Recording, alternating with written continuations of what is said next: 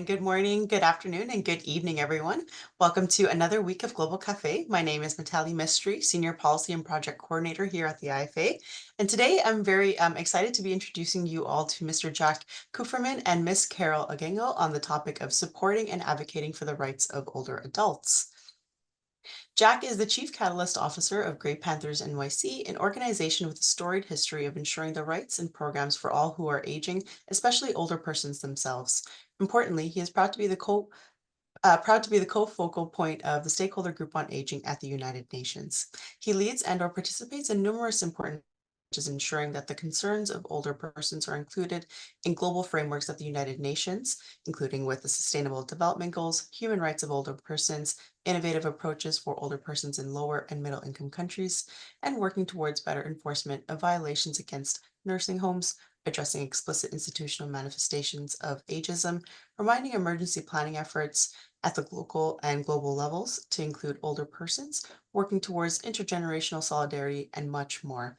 He is the 2020 awardee of Colgate University's highest honor, the Colgate Humanitarian Award. Jack received his college degree from Colgate University and his law degree from Brooklyn Law School. A New Yorker by birth and choice, his childhood was spent at the family-owned and run rest home for the elderly in Rockland County, New York. This is where the seeds of his passion were sown. Carole is a multilingual human rights lawyer and gender expert with an impressive history of impactful high-level advocacy in national, regional, and global spaces. She's the Global Initiatives Lead and Africa Regional Representative at HelpAge International and the co-chair of the 2024 UN Civil Society Conference in support of the Summit of the Future. In her dual role at HelpAge International, Carole leads policy advocacy in strategic global and regional spaces for greater impact for older people in line with HelpAge vision for the rights, well-being, and dignity of older people. Carole has previously worked as the Associate Regional Director, Planned Parenthood, Global and Senior Program Officer for Africa at the International Women's Program of the Open Society Foundations.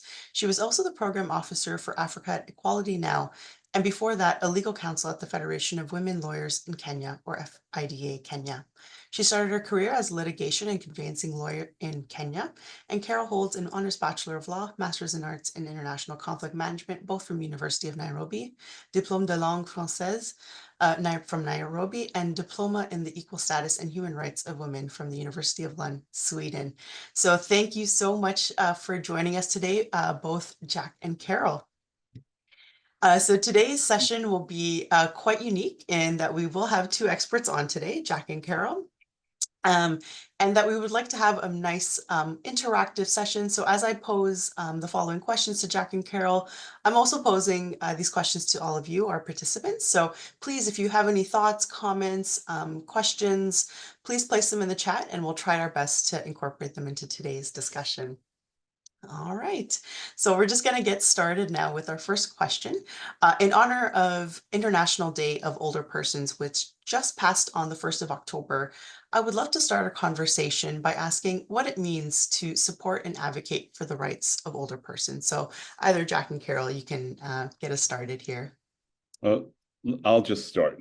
In terms of advocating for the rights of older persons, there are, of course, a number of very important entities that are doing that, particularly GARUP, Global Alliance for the Rights of Older Persons, as well as many entities throughout the world, but obviously not enough.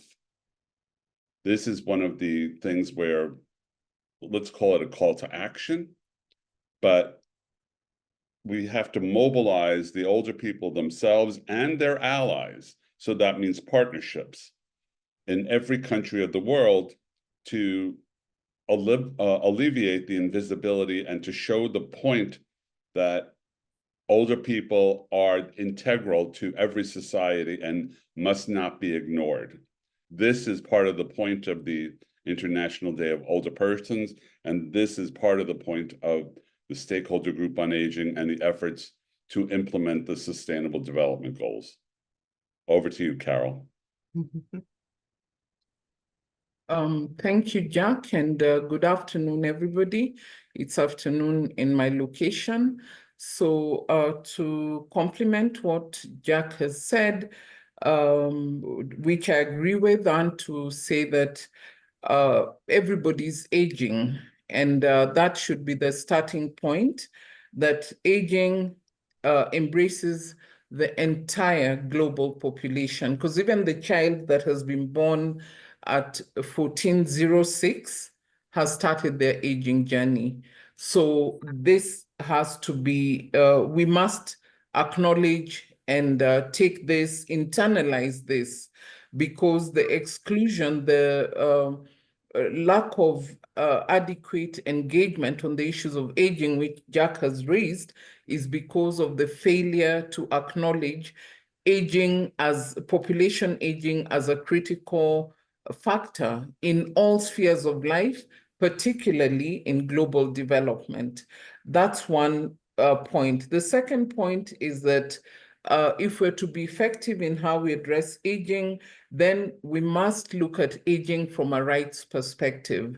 And we go back to the Universal Declaration on Human Rights that says every person. It doesn't say young people only or certain people, it says every person. And we've established from my previous point that population aging is something that affects every single person. So that means every person must be given the right to dignity. It's inherent in everybody. These rights are indivisible, interrelated, and inalienable. And that will lead me to my third point.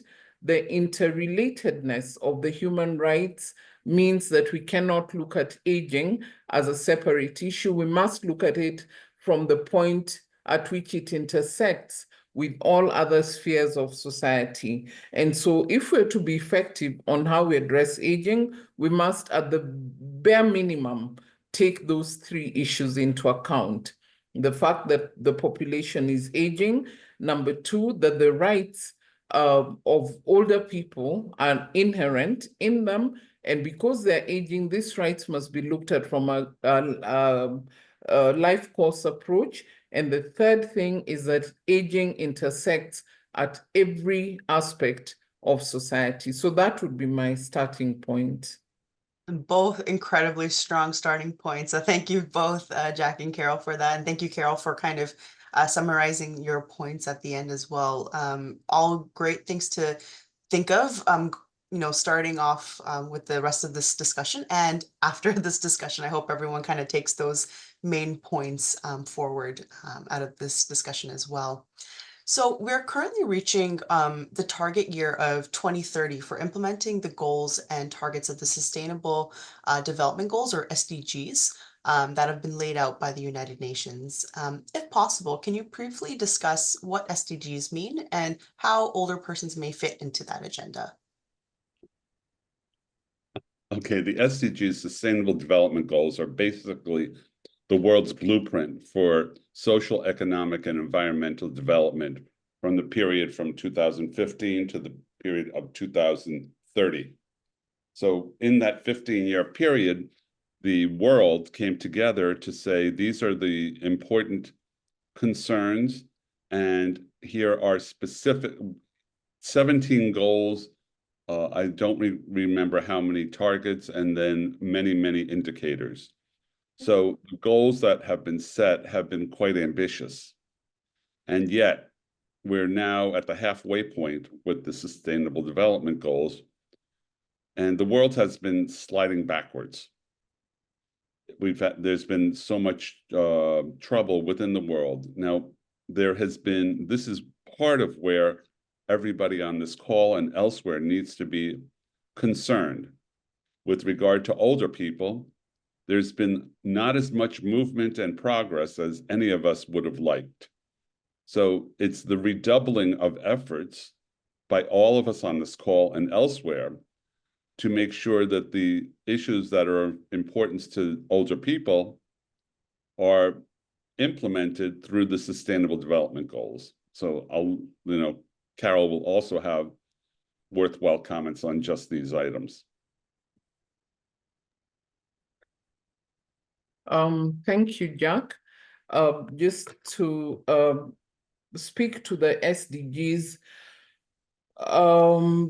If you look at the 3 Ps that defined the thinking around the SDGs, they were put together as a blueprint for peace and prosperity for people and planet. Actually, there were 4 Ps, but peace and prosperity kind of comes together. It was addressing global poverty, because poverty comes under development. We must tackle poverty to address development. And the other thing that was standing out was the need for global partnership. And that's why then the 17 goals were developed with the many number of indicators. But as we reflect on the SDGs, in 2015, the world was markedly different. And so there are many things that have happened between 2015 and now that would have shifted the mindset or the mental maps of the policymakers at the point that the SDGs were set out. One of the things, I'll single out 2 things that have rapidly changed over the period between 2015 and now. The first one is climate change. We've seen the discourse around climate change has changed. We've seen greater interest in addressing climate change from the community all the way to the global levels, but we've also seen the devastation of climate change. We've seen governments go in and go out at will, and that's a whole discussion for a whole different webinar. But the second thing that has changed dramatically since 2015 is population aging. If we look at the projections of population, the population structures, we see that there's a greater longevity, people are living longer, there are better facilities improving. They're not yet optimal, but there's a market shift in life expectancy. There's also a market drop in fertility rates. And so the population structures are changing, and we're moving into a world that is rapidly aging. Those 2 issues have come into play. And so whereas the SDGs remain a firm blueprint for development, these two changes, or rather, I don't want to call them developments as well, but these 2 phenomena in the global space need to be taken into account. And I don't know whether I'm jumping the gun, but these are some of the issues then that have informed the discussions that led us to the Pact for the Future and its 2 annexes that were adopted not too long ago. So again, in summary, the SDGs remain a firm blueprint. 2 main, there are many other phenomena, but 2, climate change and population aging, are disrupting how the SDGs would be accomplished, or we would meet the targets of the SDGs. Thank you both for providing that, that overview of the SDGs and kind of how older persons are, interconnected, interrelated, and also thank you for Carole at the end of just kind of saying, how has this been disrupted in the past? So many events have happened and, since 2015, and, it's kind of taken us off course, as you mentioned, Jack. So, there's a lot of work to be done still. And, we just need to keep at it and continue to do the work and have innovative ideas going forward. And so based on one of the principles of the SDG agenda, which is leave no one behind, how can we assure that older adults are in fact included and not left behind when achieving these global goals? Okay, that is kind of the $64,000 question. Yeah. And, in terms of not leaving older people behind, that means that every older person and every ally, and including youth, children, and everybody everybody has to put pressure on their national governments to make sure that those issues are addressed. Silence is really not an option. And the mobilizing throughout the world at the local, individual, regional, and global level is the key, because unless people hear, unless governments hear that the people are concerned about or upset about a particular issue, they're not going to do much. And so that is where we, the people on this call, as well as everybody else, it would be nice if we had 8 billion people yelling at their governments to say, you know, it's important that we address the concerns of older people, and that would ultimately make a difference. So that, again, I'm trying to keep my comments short to let Carole also make her suggestions. Thank you, Mitali and Jack. The additional things that I would bring in is that if we are looking at development, then we must look at what is it that informs development and ensuring that we include older people and all the other stakeholders in those development processes or policy processes, lawmaking processes, whatever the process is. So the indicators that inform the space, we want the older people not to be left behind, but what is it that we're bringing to the table? We must then tune up how we bring in data on aging. We have to ensure that indicators that are developed are also informed by the realities of older people from the broad spectrum of the world. We have to ensure that, for example, a lot of data is sex and disability disaggregated. We must ensure that age disaggregation is a reality, both from a quantitative as well as a qualitative perspective, so that we're looking at the nuanced realities between the various geographies, because the reality of an older person in Africa, for example, where the social protection systems are weak, is different from the reality of an older person in North America that has a strong social protection system. So we have to nuance some of this information that we bring to the discussion of the table of development discussions. The second thing, and there are three things that I want to bring. The second thing is that we must collaborate. We're saying that older people are excluded. My first point was that there has to be an intersection. We must look at aging at the intersection with all the other spheres of society. And I'll give a very quick example. Next year, we're looking at the Beijing plus 30. It will be 30 years since we went to Beijing. I wasn't in Beijing, but the people who are in Beijing, if they were 30-year-olds in Beijing in 1995, then they are 60-year-old women. So they have moved to the older population spectrum. So how do you then ensure that the issues that they raised in Beijing in 1995 do not continue to, are not perpetuated 30 years on into their old age? And that's where the life course approach comes in.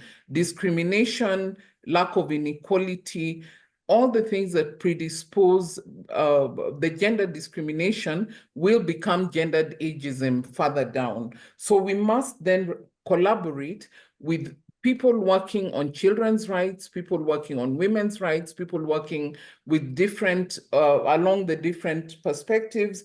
So we must collaborate radically. We cannot be preaching to the choir. We cannot be talking to the people who we are familiar with and expect that there's going to be a change. It will be extremely powerful if, say, an organization, a children's organization, raises the issues of the rights of older people in anticipation of the aging of their constituency, because those children will become older people. Then the last one is that we must bring the personal to the political. Many times we look at the issues of older people as personal issues. It's an issue of their physiological well-being, or the issue of the conditions they live in. But if we do not take those into account from a political point of view, even if we have the laws, then the administrative arrangements, the financial arrangements that need to accompany the laws for full implementation will not happen. So we must have data, we must collaborate radically, and we must make the personal political when it comes to aging. Yeah, absolutely. Fantastic. Yeah, wholeheartedly agree with both of what both of you have said regarding that. And I'm just in the comments right now. I think there's a comment here from Dr. Asha Vijay Rao, who says political will is important to provide rights, and she's absolutely right. Just in alignment with what you just said, Carol. And then there's also another comment. I'm kind of hoping if you guys would be able to address this question here in the chat. It's along the lines of collaboration. And so Eltrid Okeo has said that they're a young founder of an organization working with with older adults in Kenya. Then they have found it challenging to access mentorship from experienced professionals in the field. And while many organizations focus on women, children, and younger people, how can we create more opportunities for mentorship and guidance for young leaders like themselves who are dedicated to promoting intergenerational care? So maybe how can organizations or others that are experienced in this field kind of support that mentorship? That way we kind of have more of that collaborative effort together. If either of you have comments. Yeah, maybe I could go first here. Sure, yeah. And Eltrude, it's good to see you. I've met Eltrude in these virtual spaces through LinkedIn. I did meet her during the conference in Nairobi as well. So Eltrude, one of the things that we do as HelpAge, we're a global network of organizations. Right now we're going towards the 200 mark in over 90 countries. Kenya has 15 network members that are working together. We have amongst our network members organizations that are led by young people that are working on older people's issues. And we also have organizations addressing young people's issues who are part of the network. So I'd encourage you to join, because the intergenerational solidarity that we're speaking about, HelpAge is very, very keen on ensuring that it becomes a reality. Because like I said before, and at the risk of repetition, every young person is an older person in waiting. And so it is in their interest to take part and to engage with the issues of older people, so that when they step into the older ages, they don't face the challenges that older people are currently facing. So Eltrude, please keep up the conversations we've been having on LinkedIn. It's been a busy period. I'm now available and I'll be looking out for you. Jack, if you have anything to add, just in terms of, offering mentorship to kind of enhance that collaborative efforts. Of course, what Carol says is great. And I just wanted to amplify that in terms of identifying mentorship opportunities. That is not that that's challenging, but it may take a little work, because those networks of mentoring younger people as advocates for the rights of older people are just kind of now being developed. So they aren't mature yet. However, we have mentors like Carol and other people throughout the world that are eager to mentor those who are interested in these same issues, and those of any age who are interested in the issues of older people. So it may be a little bit of a challenge to identify them, but they are out there. Thank you. Yeah, absolutely. It's just a matter of, networking and reaching out to people, and, you never know, you might make the connection and then kind of evolve that mentorship relationship and grow that, that spectrum. It is, it's a work in progress, as you mentioned. It's still not mature yet, but as soon as we can start having these external intergenerational solidarity and collaborations happen, the better it is for our overall efforts. Absolutely. So I'm just going to go back to some of my questions over here. As you both lead or the focal points of the Stakeholder Group on Aging, or SGA, I was wondering if you could briefly describe what this group is and what its future goals are. Carole, can you start that conversation? Yes, so the Stakeholder Group on Aging is one of the 21 major groups and other stakeholders. This is the mechanism that was the civil society mechanism that is, for lack of a better word, attached to the SDGs. It's supporting the implementation of the SDGs. It's a mechanism that is recognized by the UN. And so the Stakeholder Group on Aging is one of the 21 major groups and other stakeholders. So this stakeholder groups was an attempt to bring the diversity of civil society organizations to the space where decisions were happening for the implementation of the SDGs. And you will recall that civil society participation in UN processes is a given and has been with the UN since inception.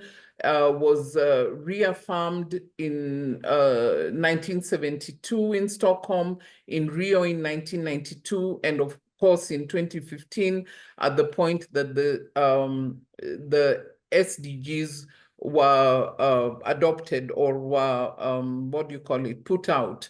And so the Stakeholder Group on Aging, as part of the major groups and other stakeholders, provides the necessary backbone for civil society participation in the processes around the SDGs. So we support the high-level political forum, which is a critical check-in point for the SDGs. We also work around the issues of the voluntary national reports, which the member states then provide to show progress towards the SDGs. And the major groups and other stakeholders plays a critical role in ensuring that civil society participation is integral in that space. So Jack, you could add on to that. Well, yes, thank you. What I wanted to focus on is that Carole laid out the genesis of the Stakeholder Group on Aging. I just wanted to amplify that part and then get to the issue of goals. There had been even the concept of the Stakeholder Group on Aging has been a major step forward. During the Rio conference, the UN established 9 major groups, of which none of them were aging related. And the advocates for older people did not have a seat at the table. And then with the negotiations for the Sustainable Development Goals, there was that concern or that effort that this should never happen again. And as a result, the Stakeholder Group on Aging was created with a lot of advocacy and a lot of brilliant people working towards that. Now, on the issue of future goals, I wanted to just say that the goal of the SGA, as the goal of everybody on this call, is to improve the quality of life for older people globally, nationally, and individually. With regard to the SDGs and the Stakeholder Group on Aging, the goal has to be full implementation of the SDGs for the concerns, addressing the concerns and the abilities of older people in every country of the world. That means intergenerational collaboration, as Carole was reflecting on. It means elimination of extreme poverty. It means making sure that there's healthcare for all, but in this case, for all older people. Because as Carole also noted, is that if an older person issue that is addressed, it becomes an issue, it is a helpful for everybody. It's not just about the older people, it's about everyone. So it's full implementation of the Sustainable Development Goals with a focus on older persons. Thank you. Yeah, absolutely. And, I really hope that with the efforts that are being made right now, we can actually, hopefully one day, hopefully soon, that would be fantastic, reach those goals. Of course, it's going to be an ongoing battle and there are challenges. But with groups such as the Stakeholder Group on Aging in place, we're hoping that it makes it just that much easier in the world that we're living in today. And so I understand that the Stakeholder Group on Aging has a unique place within the infrastructure of the UN, where it has a recognized seat at the table, but it does not have accreditation as an NGO or a non-governmental organization within the UN. As a major stakeholder group, representation at the end of the day matters. And how do you envision this representation not only being maintained, but being expanded as well? And perhaps if you can start off by just kind of explaining what it means to have accreditation as an NGO at the UN. I'm sorry, as an NGO or? Yes, to have accreditation at the UN. Sorry, yeah. Okay, there's two distinct. Two different ones that you're reflecting on. To obtain accreditation as an NGO at the United Nations, you have to have been the organization has to have been in existence for 2 years or more, and there's a whole host of things that permit the accreditation and an eligibility process. And with regard to the Stakeholder Group on Aging, which is not an NGO by itself, but it is a group of NGOs that are representing the constituency of 900 million older people.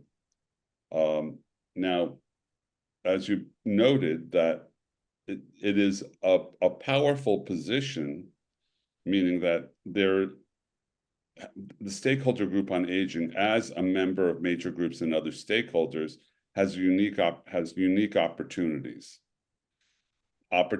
to join in collaborations, partnerships, and importantly, to have a voice. The Stakeholder Group on Aging is often invited to make contributions at many of the intergovernmental processes at the United Nations, which is, let's keep on doing that as often as possible, saying, we're here, do not ignore us. That has to be part of what we do. Carole also had the honor of chairing the CSO conference in Nairobi, which is a huge platform for many of these things. So part of the importance of the SGA is the inside look at intergovernmental relations at the global level. Thanks. Yeah, thank you for that. Yeah. Carole, if there's anything to add to that? No, I think Jack has covered that quite some. Perfect. Amazing. So I know you kind of briefly touched on this earlier, but can you discuss the importance of cross-collaboration across different sectors in terms of bringing aging at the forefront of agendas of all these different separate sectors, and how can we enhance this cross-collaboration? Carole, why don't you start? This is one of the issues. Okay. Yeah, Jack knows that that's my pet peeve. Yeah, like I said before, the aging does not just happen. We don't wake up and we're old. It's a process. And so the intersections and the connections between the various themes must also then happen in that way. Because I'll give an example. I worked in sexual and reproductive health field for a long time. And the data was only available for women up to the age of 49. So the data that informs Sexual and Reproductive Health Rights and Policies does not cover 50-year-old women, let alone the 60-year-olds, because the cutoff point is women of reproductive age, and what do you call it? Science has shown that reproductive age ends at 49. But does that mean that women who are 50 and above do not have a role to play in the reproductive health rights field, or don't they have any reproductive health rights of their own?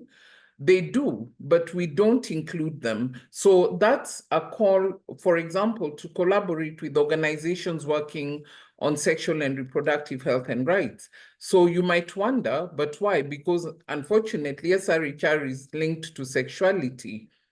But women who are above 50, if you look at the AIDS pandemic in Africa, who was taking care of the children?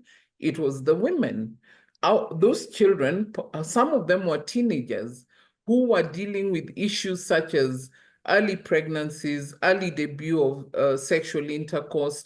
The people taking care of them who are 50 and above were not included in any programs, and so they were not able to provide the necessary support to the children that they were taking care of, the adolescents that they were taking care of. That's just a simple example, and we can go down that road. So it's very, very important that we have collaborations with all sectors of society. If we look at climate change, we might think, what do old people have to do with climate change?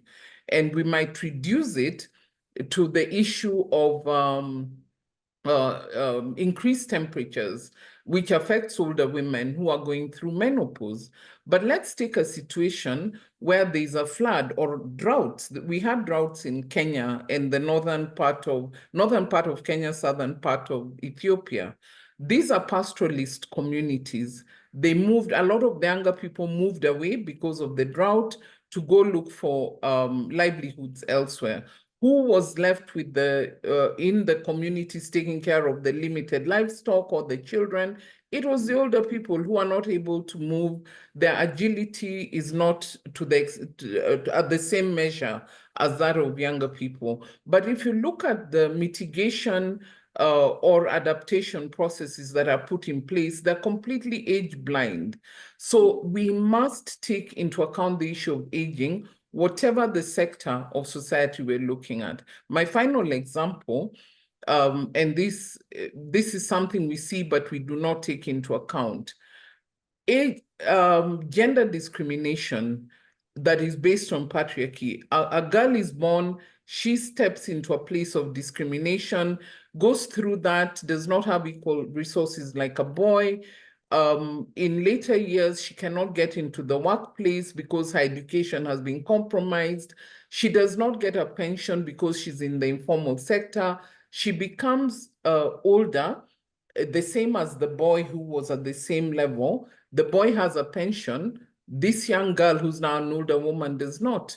We also know statistically that women outlive men. So the woman suffers poverty because a system did not address gender discrimination 70 years ago.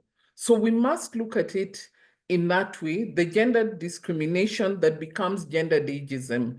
We see that, I'll give my final example, cases of banning of older women on accusations of witchcraft in parts of Africa. These are countries that have laws that are functional. They have criminal laws. If you picked up a matchbox and burnt somebody on the streets, you will go to jail. But if you pick up a matchbox and burn an older woman on accusations of witchcraft, you will not go to jail because culturally it's accepted that those communities treat older people, accuse them of witchcraft. So we must address those issues because in those countries, in my country, Kenya, we have a very good criminal law system. But up to 2022-23, we had older women being burnt on accusations of witchcraft. The cases are not seeing the light of day in court because the criminal justice system cannot stand against the culture and the stigma that stands against older women and predisposes them to this level of violence. So we must intersect, because if we address the gender discrimination against women, we're not going to see it further down the road when they become older women. So I could go on, but I'll stop there for now. I wanted to make another comment. You know, all of your examples, Carole, are fantastic and they're so appropriate. I wanted to bring in another example of even ageism within the Sustainable Development Goals. When the Sustainable Development Goals were being negotiated back in 2013, 14, and implemented in 15, there had been an issue about in the goal on health. And the goal on health was talking about non-communicable diseases. The language that had been was ultimately adopted was that about premature death at before age 70. Premature death, as opposed to preventable death. Now, the use of the word premature implies that if you're over 70, you're disposable. And this was one of those things that the reason for that language is because in the 1940s, that language had been adopted by global public health administrators, and it has not changed. But that is an ageist, clearly ageist. And this is what we, SGA, what we, the advocates on this call, we, the 8 billion people in the world need to start, not start, but to continue redoubling our efforts that items like that are eliminated, and that the invisibility of older people has to be eliminated. So that means raise your voices, and that means everyone. So that was my little soapbox. No, absolutely. And I wholeheartedly agree with both of those as well. And just along the lines of gender equality and aging, there's a comment here in the chat from Jurgen, who states, FY, for your information, for everyone, only 0.1% of total aid spending on gender equality looks to include older women. And then we have another comment in the chat from Prudence, who mentions excellent point about older women and men and SRHR. Older people have challenges in these areas that come with advanced age. Moreover, for women, some occur as a result of earlier reproductive issues and occurrences. So all things to keep in mind, from the life course at the intersection of all of these different sectors, such as gender, such as climate change, all important things to keep in consideration. And I'm just going to move up in the chat. There were two earlier, a question and a comment regarding the role of government essentially with this. So there's a question here from Shmuel who asks, what according to you is the role of governments and in effectively supporting and advocating for the rights older adults. Dr. Rao also kind of mentions right after that in a comment that the government has resources, power, and finances to make these goals achievable. And she makes a comment that says NGOs may fade out without any of these. So the rights will be kind of meaningless without lack of accessible care, pension, safety, things like that. So I was wondering if either of you had any comments specific to that. I wanted to start that conversation. Yeah. The basic role of government is for the health and safety of the citizens of the country.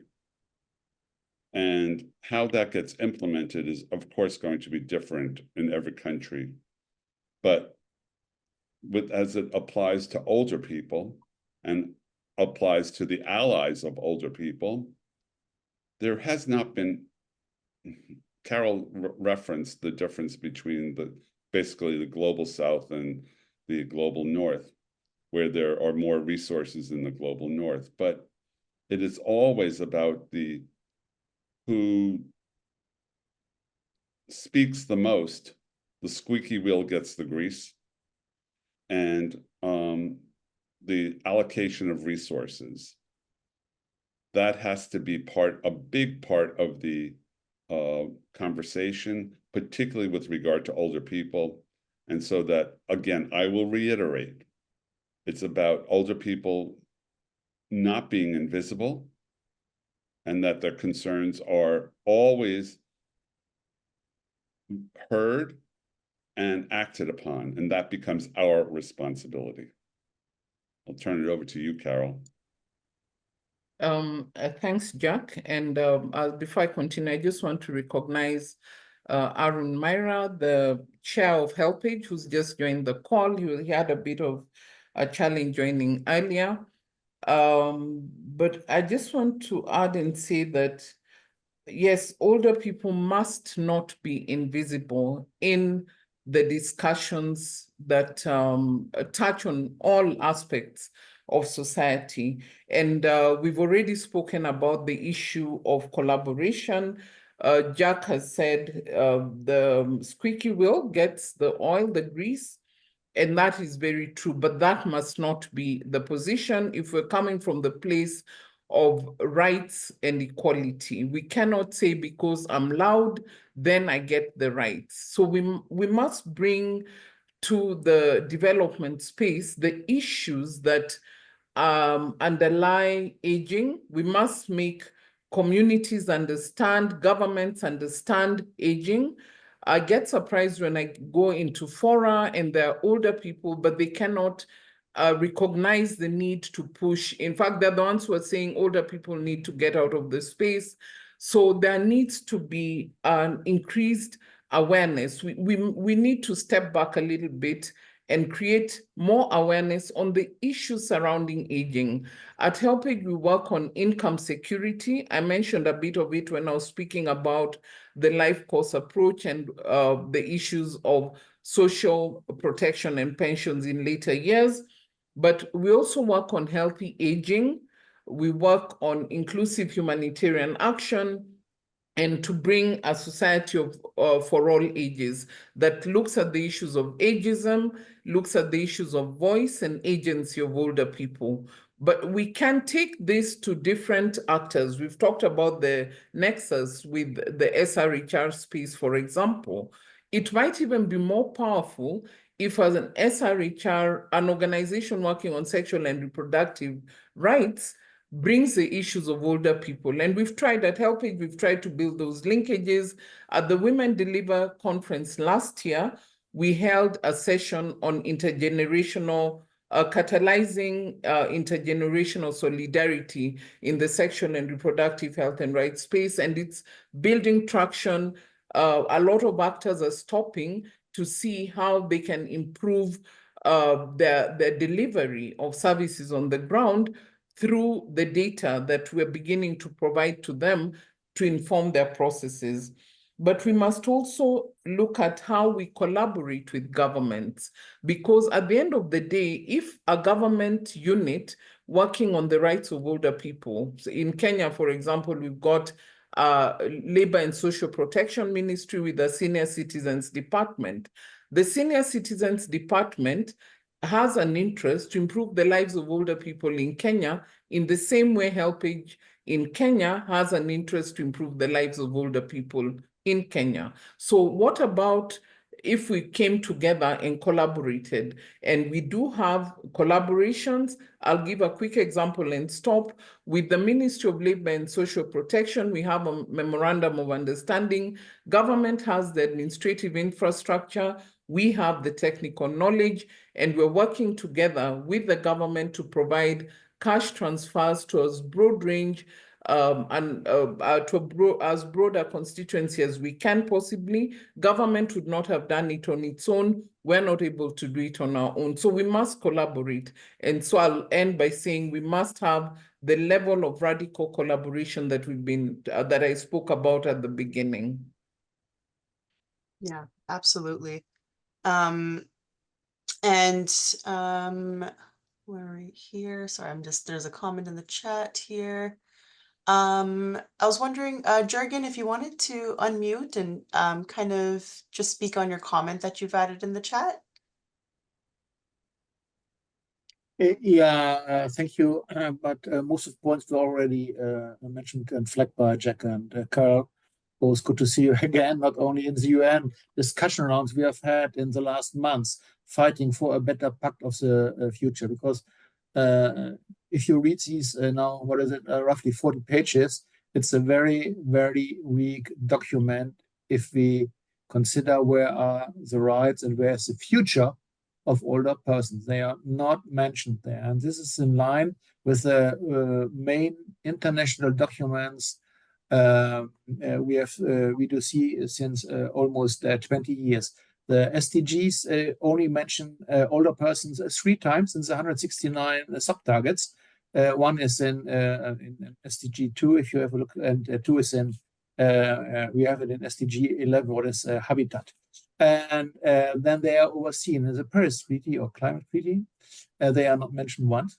And in the Sendai framework, fortunately, they are mentioned as a bearer of wisdom and traditional wisdom, and that should be used. But that's it is. And in the Pact of the Future, they were deleted from the 0 draft and the first draft. And in the second draft, we had some interventions, including with discussions directly with the co-facilitators, Namibia and Germany, to stress that older persons have to be centered in their document too, of course, as one of the major vulnerable groups. But this was refused, and the product we see now is weak. And the question for me is now, how can we close this gap? How can we design the future? And one point is collecting data. Carole, you mentioned it. And we had the launch of the Digital City Group, a final product. What is not that what we at the end of the day really expected, because we wanted to see a document we can use like the Washington City Group document, which is now mandatory in all international treaties and has to be observed. So far, I do not see that we have the job already finished. Neither in the open-ended working group, okay, we cannot change it, nor in the Digital City Group. And we now have to consider how can we work on this, how can we create a new process. And we had a meeting, and this long story short, sorry. Yeah. We had a meeting with our chancellery, and we were discussing how we can focus, how we can achieve a convention on the rights of older persons. And one of the head of unit said, I worked on the Convention on the Rights of Women and Convention on the Rights of Persons with Disabilities. And we cannot stress any longer human rights, because this is not fairly seen by a couple of countries. If you stress it too much, they will refuse to support it. We have to see, and that's a little bit cynical too, we have to see older person as an economic factor. And this has to be stressed more. Correct. You know, Jürgen, you're making so much clear sense. And you point out some of the limitations of what has been occurring. And it is based on the negotiations for the Pact for the Future, where older people were ignored and deleted and invisible. And the other items that you're speaking of, it just goes back to my comment, which says, got to raise voices everywhere. And Carole's comment is always about building partnerships and intergenerational solidarity. All those things are important. Now, that's where we need your assistance, meaning everybody on this call and all of your allies, to become more active in the stakeholder group on aging, so that we can have many more voices, not just the usual suspects. And then we'll be able to, there is never a promise that we will be successful, but it's more likely if we have more voices, because there's more than enough brain power, even on this call, to make a difference. And there's people on this call with first, second, or third level of contacts that we could reach many national efforts and make a significant difference. I'm doing the call to action right now, but it's kind of based on what Jürgen was talking about, the minimal attention to older people. Just let us not forget that there are currently 900 million older people in the world today. That number, as Carole properly notes, is only going to increase dramatically.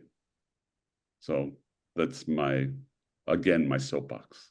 Yeah, no, absolutely. And thank you, Jürgen, for kind of bringing us through that. Thank you, Jack, for that comment. Carole, I don't know if you have anything just to add to the end of Yes, that. a quick one. Yeah, a quick one. And I agree with Jack 100%. We must redouble our efforts. And I want to reiterate his call for us to, on the call, if you're not a member of the SGA, please join us. And it's a good moment because we are revamping our strategy right now and we want to come out stronger. But I want to just end by saying, if we are to create the change that we want, we must build a movement. And that movement cannot happen if we are only the people of like mind. We must bring in people from different kinds, because this is a power-laden issue. And if we're to use the 48 laws of power for whatever it's worth, they must not see us coming. But and to also bring in something that Helpage is doing, with the global initiatives, we brought in the economic aspect, Jürgen. And the first, what we're doing is, for older women in crisis, we're looking at the injustice of poverty of older women in later years from the development perspective. And so 3 strategies that we're working on, I've called them ICD to the power of 3. The first 3 I's are inform, influence, and then create impact, because there's not adequate information even amongst the people we want to bring in as allies on what this means. The second one is to convene, connect, and collaborate. I've spoken about collaboration, but also we must create the connections so that the different stakeholders, the different spheres of society are able to see aging as an issue that concerns them.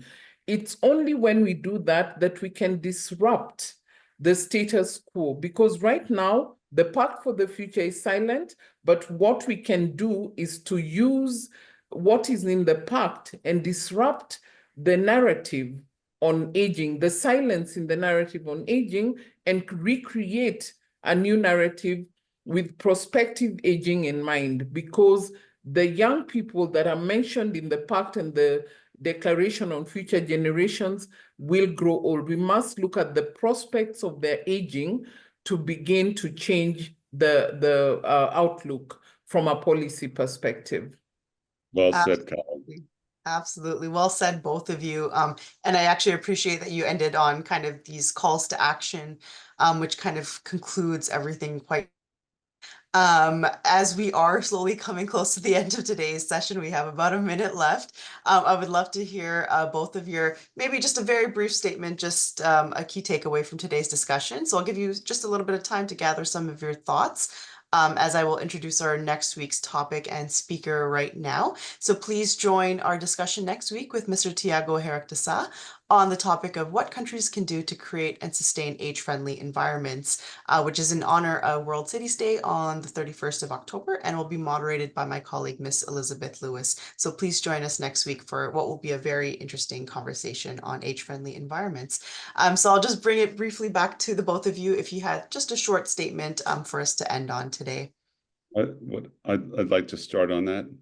It's like, I think that it's become very evident from even this conversation that we're having here, that the concerns and the advocacy for older persons globally needs to be ramped up, and that there are numerous opportunities to do that at the global, intergovernmental, national, and individual. And there are many different topics. The Sustainable Development Goals and the Stakeholder Group on Aging is an important vehicle to make these goals implementable. And let us not forget that the Sustainable Development Goals are only for a 15-year period. We have a lot of work to do to achieve full implementation or even partial implementation with regard to older people within that limited framework from 2024 to 2030. That's not that much time. I hope that everybody will be able to join us in that effort. Carole, over to you. Yeah, just a sentence. My Twitter moment will be, aging will disrupt the world. Don't get left behind. Join the movement to bring aging onto the table. Fantastic. Thank you so much, both of you. Apologies to all the questions we weren't able to address. Hopefully, either Jack and Carole might be able to address them retroactively via email. So, reach out to us if you still kind of want to get in contact regarding that or the SGA in general. So thank you once again to everyone for another great week of our Global Cafe session, with special thanks to Mr. Jack Kupferman and Ms. Carole Ageng'o for joining us today, and great thanks to the incredible people working at the IFA, including Ms. Luana Cognago in charge of today's Global Cafe session. So thank you, everyone. We hope to see you all next Friday and wish everyone a great weekend. Thank you so much, everybody. Thank you. Bye-bye. Thank you.